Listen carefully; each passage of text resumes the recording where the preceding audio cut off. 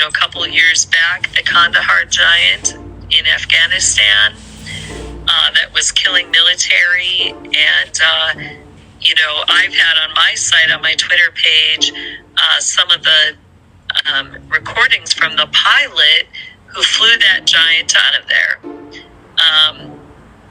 And then they go into a little further detail where she explains that the government or the military actually has a peace treaty with them, but this year they did not renew the peace treaty. So it's free game.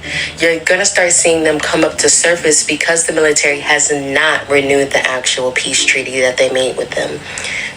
And then she goes in further by continuing to explain that the reason why the military wants to actually wake these giants up from their stasis chambers is because they want to be able to use their DNA or their genetics to recreate. And that there is a project called Genesis 6 that the military has been working on, specifically where they are taking Nephilim genetics or DNA per se, and they are trying to recreate it. And if you go back in the Bible, it actually speaks about how there were different Nephilim tribes, such as the Anakins. They were known for having 6 fingers specifically. And the reason that they're trying to manipulate this actual DNA is because they feel that it would actually make it stronger for them to connect to the spirit realm for these demonic forces. So in reality, they're trying to manipulate genetic DNA or codes to actually get as close enough to fallen angel bloodline. But there's becoming a conflict, and here's why.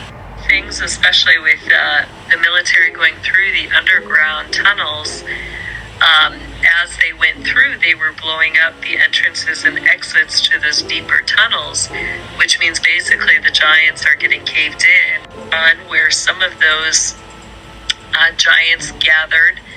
Some of their deep attacks that they do involve, they're very good at frequencies and harmonics, especially with the deep tones. Those deep tones are able to cause earthquakes or open up crevices.